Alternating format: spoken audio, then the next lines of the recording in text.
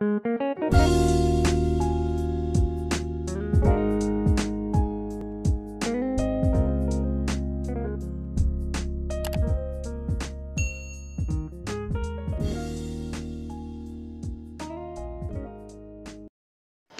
kembali lagi di Gini Aja Channel. Kali ini saya akan mereview DAP plus AMP Kereore yaitu Bluebird M1.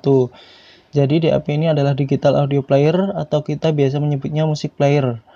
Ya, dan AMP itu adalah amplifier. Itu bahasa kasarnya kalian biasanya lihat di masjid kayak ada kayak kotak hitam terus ada kayak volumenya itu buat kerasin suara atau nambah power di speaker. Ya, yang ini adalah versi portable-nya. Biasanya buat headphone, earphone gitu.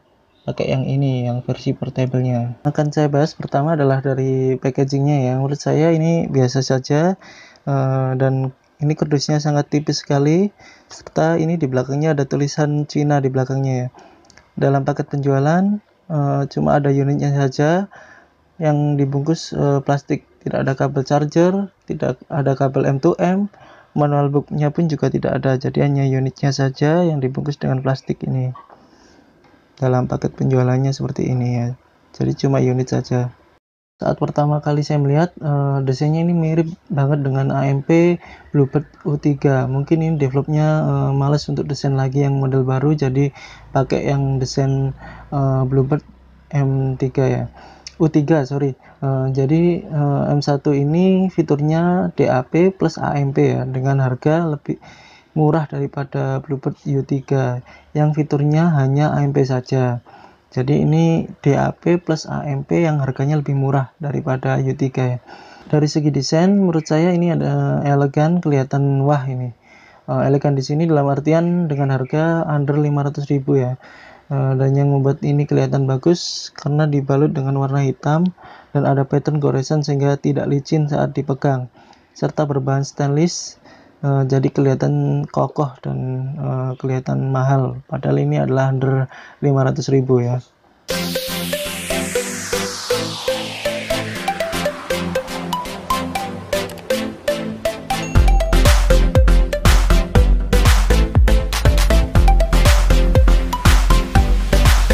Dan di bagian button kontrolnya ini dibalut dengan silikon halus serta ada LED warna biru dan merah ya di sini.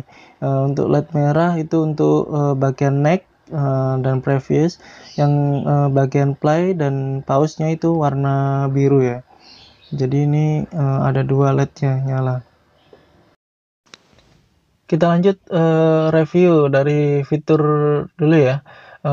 DAP M1 ini support format MP3, FLAC, WAV, WMA, AAC, AP dengan bitrate sampai dengan 320 kbps, 16 bit 48 kHz. M1 ini bisa juga digunakan sebagai amplifier portable.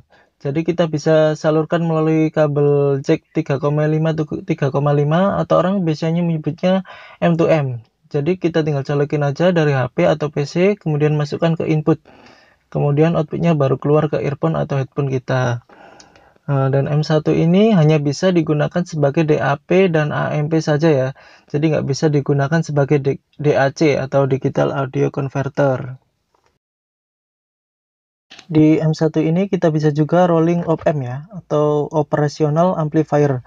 Jadi kita bisa custom atau eksperimen IC audionya. Op-amp itu adalah IC audio, biar kita bisa tuning suaranya. Jadi kalau kita pengen vokalnya lebih nonjol, atau bassnya lebih keluar, atau high-nya lebih ngecering, ini nanti kita bisa akali dengan tuning IC audionya. Tapi dengan syarat datasheetnya sama ya dengan yang bawaannya ini. Tapi sayangnya M1 ini tidak ada layarnya. Biasanya kita menyebutnya ini adalah player buta. Jadi kalau kita mau cari lagu harus next satu-satu gitu, nggak bisa milih lagunya secara langsung. Dan satu lagi di sini nggak ada fitur button shuffle ya dan next foldernya. Jadi kita benar-benar ekstra sabar, harus milih satu-satu ini untuk lagunya ini. Kita biar nemuin lagunya harus pilih satu-satu. Dan tidak ada settingan equalizernya. Jadi ini standarnya ya. Untuk baterai, daya tahan baterai kurang lebih sekitar 10 jam dengan kapasitas baterai 260 mAh. Pengecasan dari kosong sampai penuh sekitar 1,5 jam. Soket charger menggunakan micro USB 5 volt 1 ampere. Dan di sini support maksimal 32 GB micro SD ya, maksimalnya 32 GB. Ya, ini pasti banyak yang menanyakan gimana kalau digunakan sebagai amplifier. Jadi amplifier di M1 ini mengadopsi dari amplifier U3. Tapi menurut saya saat M1 ini digunakan sebagai amplifier, volumenya atau powernya agak kurang ya dibandingkan saat digunakan sebagai DAP. Soalnya saya coba dengan amplifier ini saat volume 50 itu suaranya agak kecil dibandingkan saat digunakan sebagai DAP. Kita lanjut review suaranya seperti gimana ya. Jadi saya ingatkan dulu di sini saya review sesuai dengan kuping saya sendiri. Karena impresi ini sangat relatif. Karena setiap masing-masing kuping berbeda-beda juga. Suara yang dihasilkan sangat baik di kelasnya dengan harga kire-hore yang pastinya ya. Arah suaranya overall netral to warm. Ini fun ya untuk didengar. Untuk bassnya saya rasa cukup dan deep bassnya di M1 ini terasa baik dan enak didengar. Untuk midnya atau vokal terdengar intim, terdengar jelas serasa nyanyi di depan kita. Tapi menurut saya upper midnya ini agak rentan ya, agak terlalu nyemprot saat volume dibesarin. Untuk high-nya atau treble-nya menghasilkan suara cukup jelas di sini dan cering. Untuk soundstage-nya dari M1 ini menurut saya luas, tapi nggak luas amat sih, cenderung center menurut saya.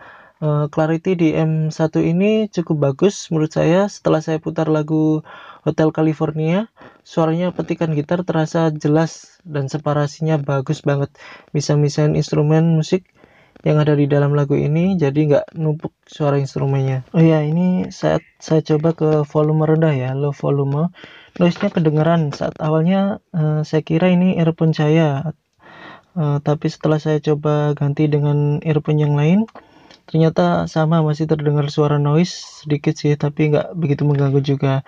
Dan kebanyakan di Bluebird M1 ini masalahnya di potensionya, yang kadang terdengar kresek-kresek di volume 15-30. Tapi bukan masalah besar sih, soalnya waktu saya semprot dengan kontak cleaner khusus elektronik, suara kresek-kreseknya ini sudah hilang. Tapi ini tidak terjadi di semua Bluebird M1 ya. Jadi hanya beberapa saja yang seperti ini biasanya. Ya, ini next kalau sudah mencapai 500 like atau komen, saya akan riset dengan modifikasi rolling op-amp ya, yang pas dan enak. Mungkin kalian bisa saranin juga di kolom komentar op-amp apa yang bagus buat Bluebird M1 ini, atau kita coba eksperimen ya. Sekian review dan impresi Bluebird M1 dari saya. Di sini saya mereview menurut saya sendiri. Bahasa impresi di sini sudah saya buat sesederhana mungkin agar mudah dipahami. Jadi untuk masalah impresi ini sangat relatif ya, tergantung kuping sendiri-sendiri. Jadi sebelumnya mohon maaf jika kalian ingin menanyakan rekomendasi atau perbandingan dari brand-brand lain. Untuk saat ini saya belum bisa bandingin dengan brand lain. Terima kasih, mohon maaf jika ada salah-salah kata. Jika ada masukan dan pertanyaan, tanyakan di kolom komentar ya. Jangan lupa like dan subscribe, dan percayalah dengan kuping Anda sendiri. Salam kere hore.